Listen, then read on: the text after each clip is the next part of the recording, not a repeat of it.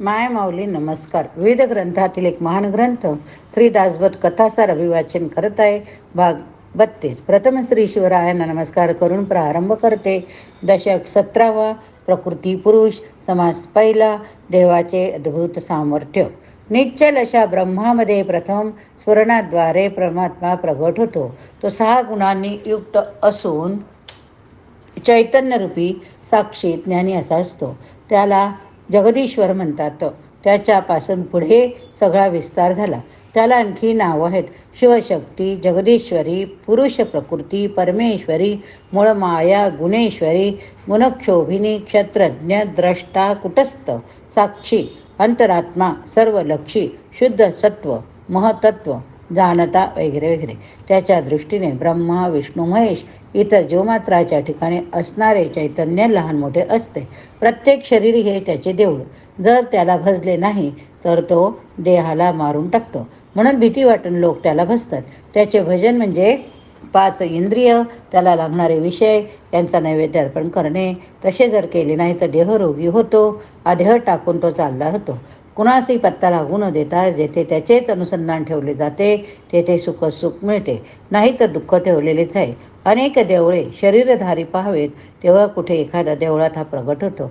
हा सर्व सृष्टीचे अधिकरण असून सर्व समर्थ, सर्व सत्ताधारी, सर्व तंत्र स्वतंत्र आहे. हा कुणाला जरी दिसला नाही तरी स्वतंत्र सत्ता मात्र याचीच चालते. त्याला सन्मुख झालो तर एक रूपता होते, विन्मुख झालो तर दुःखच वाटणीला येते. तोच सर्वांचे मूळ आहे, पण दिसत नाही. प्रचंड असून जाणवत नाही, क्षणभरही स्थिर होत नाही. अशा त्याचे महात्म्य वर्णन करणे तर कुणालाही शक्य नाही. त्याच्यासारख्या तोच मननशील लोकांना तो जवळचा असतो. त्याच्या सतत सान्निध्यात असतो तोच योगी. असे महापुरुष स्वतः तर भवसागरातून तरून जातातच, पण इतर बुडणाऱ्यांना तारतात. नित्य नित्य विवेक करतात. स्थूळ सूक्ष्म तत्व निवडतात. स्वतः प्रत्यक्ष अनुभवतात. महावाक्यांचे मर्म जाणतात. लोकांना उद्धाराच्या मार्गावरून चालवितात. अशांचा सहवास हितकारक असतो. त्यांच्या उपदेशाप्रमाणे वागावे, मुक्त व्हावे हे परमेश्वराचे अंश असतात. धर्म संस्थापनेची खरी तळमळ त्यांनाच असते. सर्व संघ परित्याग केल्यामुळे ते निरंतर ब्रह्ममय झालेले असतात. समाज दुसरा. शिव आणि शक्ती. ब्रह्म निर्मळ आहे, निश्चळ आहे, निराकार, निर्विकार. त्याला ना आधी ना अंत. तेथे ज्ञान नाही, अज्ञान नाही, स्मरण नाही, विस्मरण नाही, चंद्र सूर्य अग्नी नाही, उजेड नाही, तसाच अंधार सुद्धा नाही. अशा अवर्णनीय स्थितीमध्ये केव्हा तरी मी असे स्मरण होतं. त्यातून गुण उत्पन्न होतात. तोच षटगुणेवर किंवा नटेश्वर होय. मग गुणांचे 3 विभाग बनले, ते म्हणजे सत्व, रज, तम. पुढे त्यापासून अनेक व्यक्ती निर्माण झाल्या. मुळात काहीच नसताना एवढा हा पसारा वाढला तरी कसा हे सांगतो. एखादे बी फोडून पाहिले तर त्यात काहीच दिसत नसते, पण पाने, फुलं, फळं यासहित प्रचंड वृक्ष त्यातून उत्पन्न होतात. हे आपण नेहमी पाहतो, कारण तो विस्तार सूक्ष्म रूपाने त्या बीजात असतो. त्याचप्रमाणे नरनारी, नरमादी हा भेद मुळात असतोच, पण तो सूक्ष्म रूपाने असतो. पुढे शरीर भेदाने प्रगट होतो. वेदशास्त्रे म्हणतात की सृष्टी विधात्याची कल्पनेने केलेली रचना आहे, परंतु ती तशी असली तरी खोटी असे मात्र करता म्हणता येणार नाही. स्थूळ गोष्टीचे मूळ आहे वासना. ती दिसत नसली तरी खरी आहे. प्रकृती पुरुषा होयतांमध्ये सहज आकर्षण आहे, तेच नरनारीमध्ये दिसून येते. स्त्रीमध्ये नैसर्गिक गुण अर्थात माया, ममता, वात्सल्य, प्रपंचाची हौसे असतात आणि म्हणूनच ती कधीही न कंटाळता, न त्रासता मोठ्या आवडीने बाळाचे संगोपन करते. ही गोष्ट पुरुषाला जमणे शक्य नाही. आणखी असे की पुरुष व स्त्री यांना एकमेकाची विलक्षण ओढ असते. त्यामुळेच पुढे प्रपंचाचा पसारा वाढत जातो. ही ईश्वराची अजब रचना आहे. स्त्री व पुरुषांची जोडी ही शिवशक्तीपासून चालत आली. पुढे उभयतांपासून अनेक वधूवर झाले आणि 84 लक्ष जगातील जातीतील नरमादी यांच्या संयोगातून अगणित जीवसृष्टी उत्पन्न होऊन विस्तरली. समास तिसरा. श्रवण निरूपण. श्रोते हो, जरा थांबा. अजून मला काही सांगायचे. श्रवण करायचे तर आध्यात्मिक निरूपण श्रवण करा. अंतःकरणातील पूर्वग्रह सोडून अध्यात्माचे श्रवण मनन करून त्याचाच ध्यास धरा, म्हणजे शेकडो साक्षात्कार होईल. येथे उधारीची बात नाही. रत्न परीक्षा करतेवेळी, मोजामाप करतेवेळी सोने खरीदताना सावध असायला हवे. खरेदी विक्री, बोलचाल यात सावधानता हवी. जसे देवाला धान्याची लाखोळी वाहताना निवडून चांगले अन्न धान्य अर्पण केले तर ते देवाला पावते, नाहीतर देवाचा कोप होतो. तसेच अध्यात्म श्रवणातही जागरूक असले पाहिजे. नाना अवतार होऊन गेले, ते कार्य करून गेले. त्यांची चरित्रे, त्यांनी केलेली चमत्कार वाचून ऐकून आपल्या हाती काहीच लागत नसते. पुण्य मिळते असे म्हटले जाते, पण ते दिसत नाही. जसे अध्यात्मविद्येत मात्र नाही. तेथे तर्कशास्त्र ज्ञानाला, पुस्तकी पांडित्याला जागा नाही, तर प्रत्यक्ष अनुभव मिळतो. मोठमोठे लोक आत्म्याच्या आज्ञेनेच वागलेत. तो आत्मा युगापासून युगे एकटाच त्रैलोक्य चालवित आहे. त्याचे वर्णन कुणीच करू शकणार नाही. आत्मा जेथे नसेल तेथे सगळेच सरटपाट होते. ही गोष्ट आत्मज्ञानी फक्त जाणतात.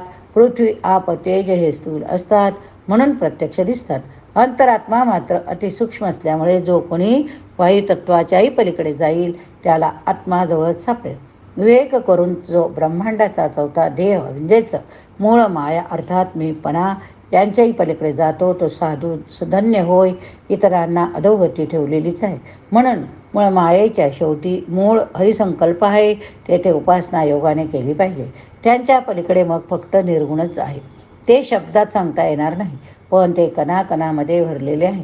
त्यासाठी पिंड ब्रह्मांड यांचा संहार करणे हा एक मार्ग होय. नाहीतर विवेक प्रलय करून पाहणे हा दुसरा मार्ग.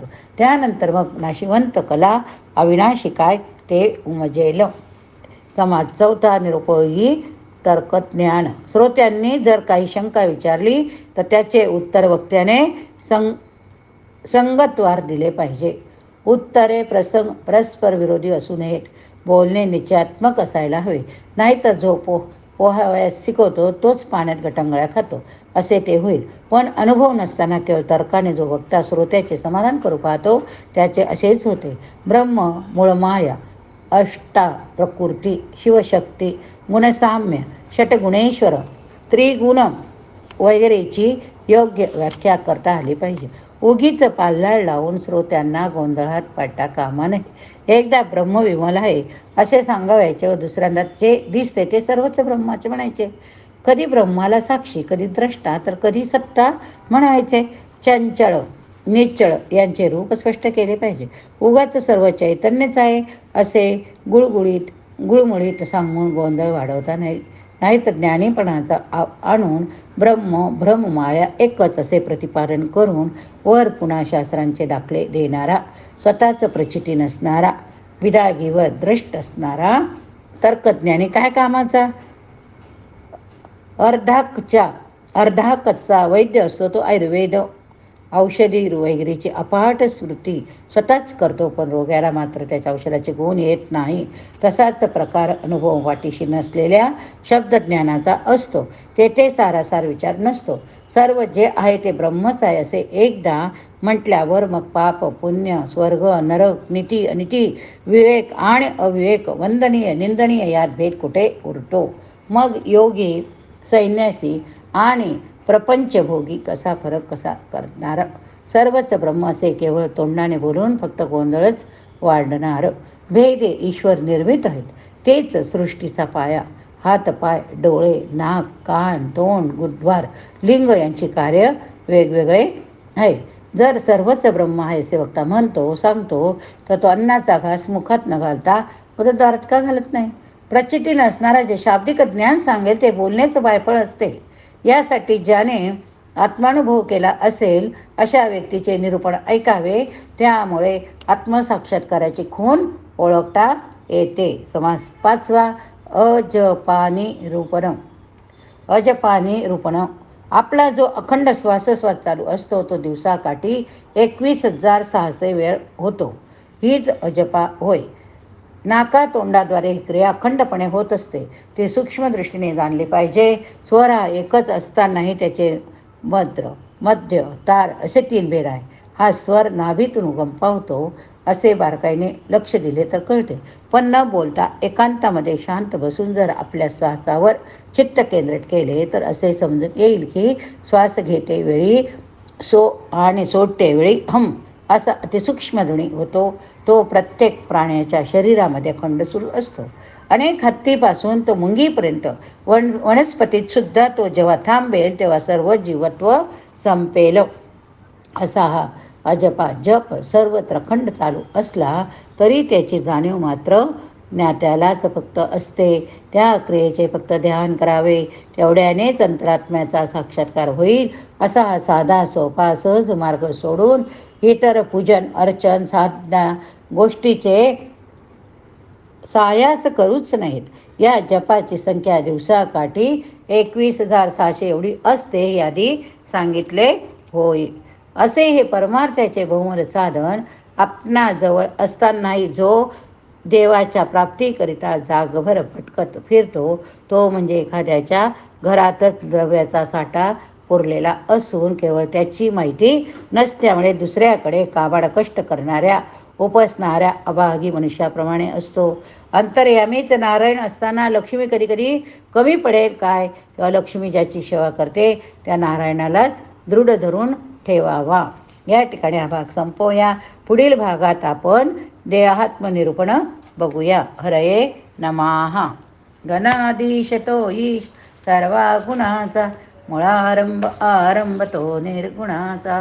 नमो शारदा मूळ चत्वार वाचा, गमो पंथ अनंत या राघवाचा. जय जय रघुवीर समर्थ. जय जय रघुवीर समर्थ.